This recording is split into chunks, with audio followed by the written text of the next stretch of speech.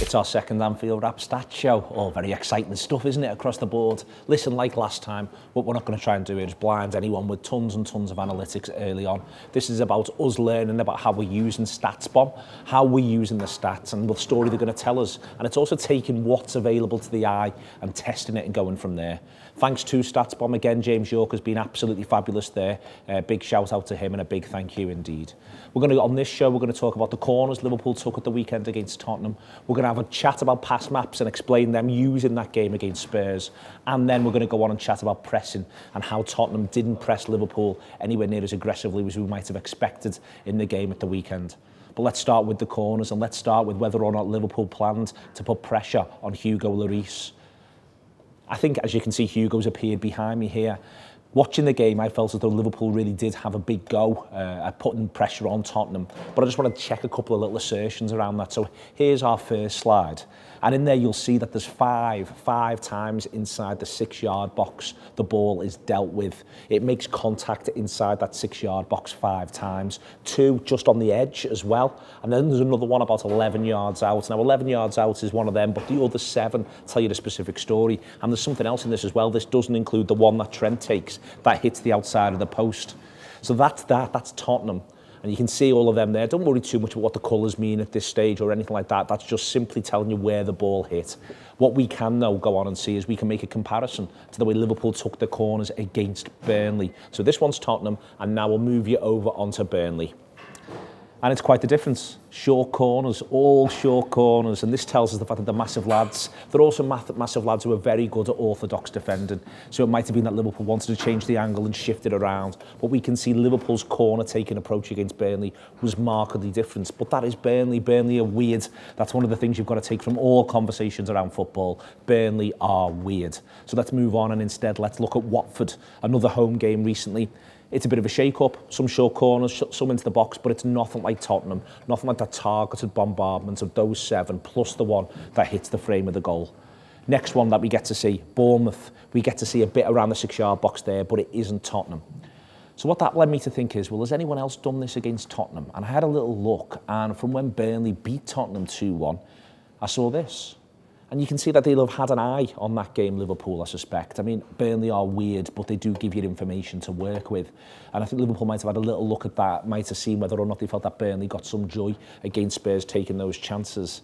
So there's all stuff there we can describe as 6-yardy in that Burnley one. But then another Spurs game occurred to me.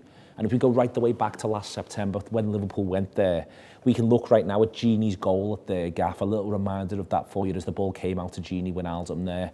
And he headed it back after Vorm had pushed it out from just underneath his own crossbar. So Vorm pushes it out from his own crossbar, Gini turns it back in, and he was just unable to stop it from crossing the line. And if we look at our next slide here, that's the one from that game, the corner map of that game. And the blue one right under the crossbar is Vorm pushing it back out, being imbalanced, and then Gini taking advantage of it from there. I think it's pretty clear Liverpool had worked on this, that Liverpool had thought a great deal about this. It might feel like a bit statement of the obvious stuff, but how Liverpool take their corners is obviously something they're thinking about and working on a great deal.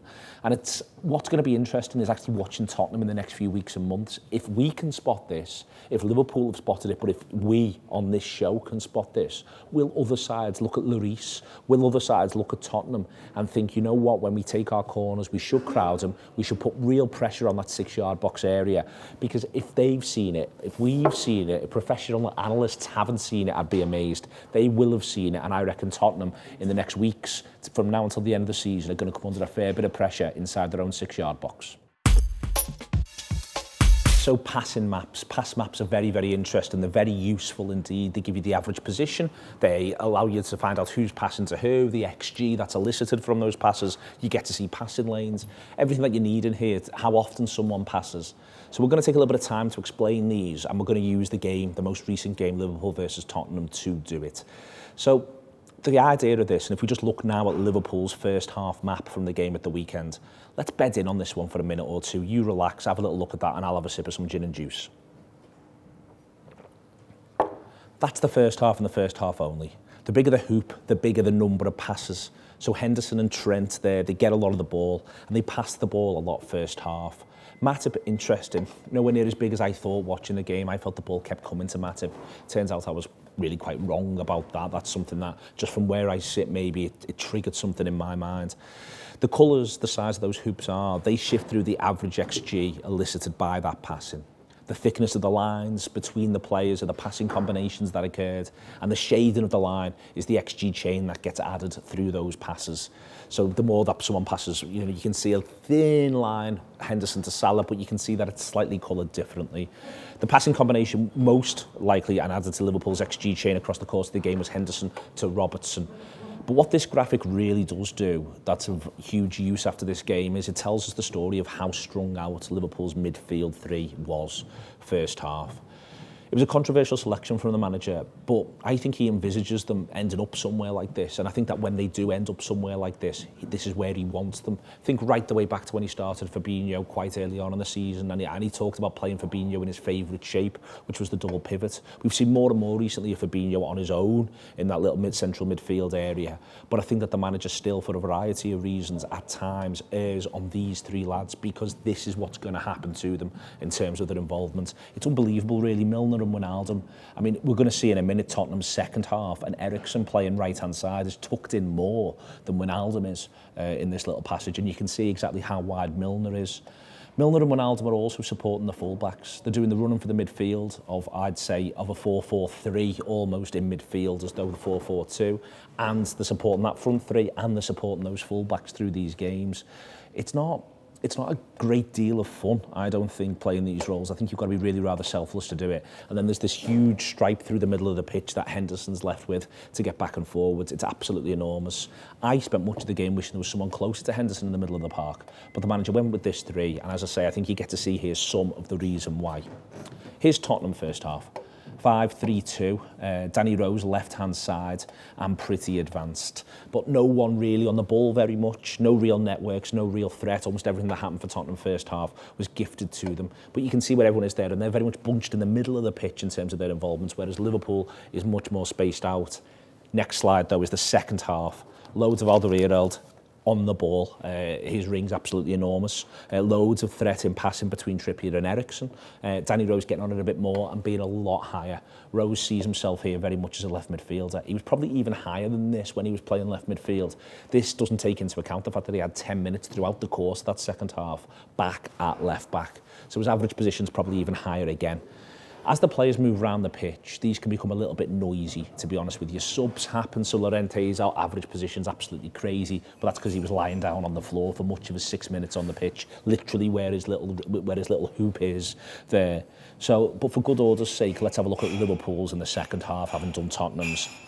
One thing you can take from this is exactly how wide Divock was, which is the way in which it looked when we were watching the game. But something else that we can see, we know that a lot of this is not as useful, the data, in terms of where they were on the pitch. And the reason why is we know Salah moved, Mane moved, Wijnaldum moved. We know that that's wrong, and that's helpful. That's why in these shows we can maybe at times go a bit quicker than other statistical stuff, because we watch the game. We all know what Liverpool did against Tottenham, and we know we can rule that out. Anyway, that's just letting you know these pass maps, as they call them, how all of it works, and we'll be using these in the same way that we've begun to use XG and be comfortable with it in the weeks that follow on this show.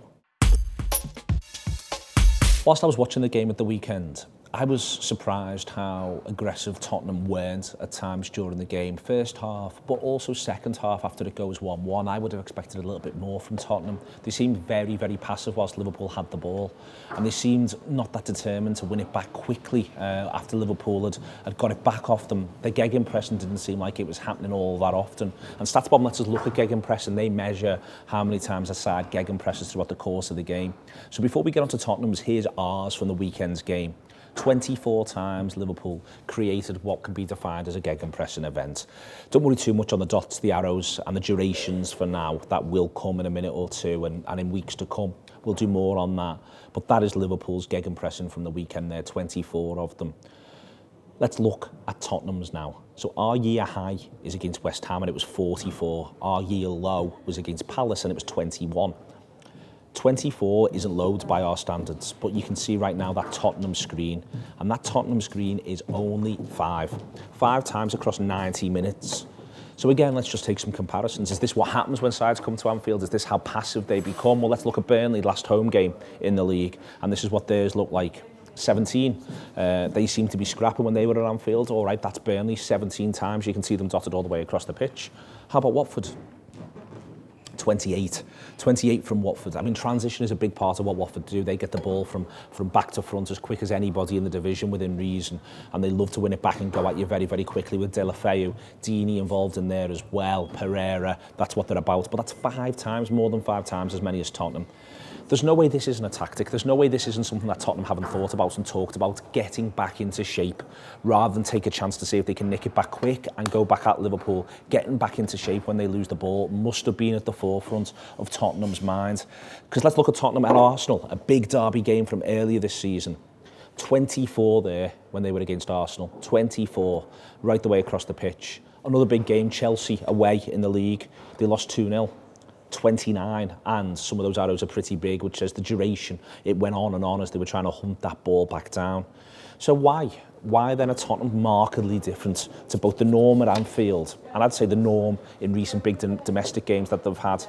And I do think it is about not losing the shape. I think you can see that Pochettino there, that the gegenpressing is in fact losing it, and they might have been playing safe not to lose it at all. Whether through conservative short passing or then going direct and long, or just trying not to, you could have expected that from Burnley, but Burnley do as many presses as you see there. It's a significant drop-off in intensity, and it perhaps sums up the game. The game was a bit weird in general, not just the way in which it obviously ends for Liverpool, which was glorious and fantastic, but the way the whole thing played out. Thanks for watching. It's been our second one, and as we get into our stride, we're going to do more and more around your requests. So firstly, to give us any feedback you want to, let us know what you think. I hope you've enjoyed this. This has been very much around one game in particular, that game against Tottenham. I wanted to tell the story of its weirdness, but we will be doing more work on individuals. We'll be pulling transfers and transfer targets into all of this sort of stuff. Thank you very much for watching our second stats show. Take it easy.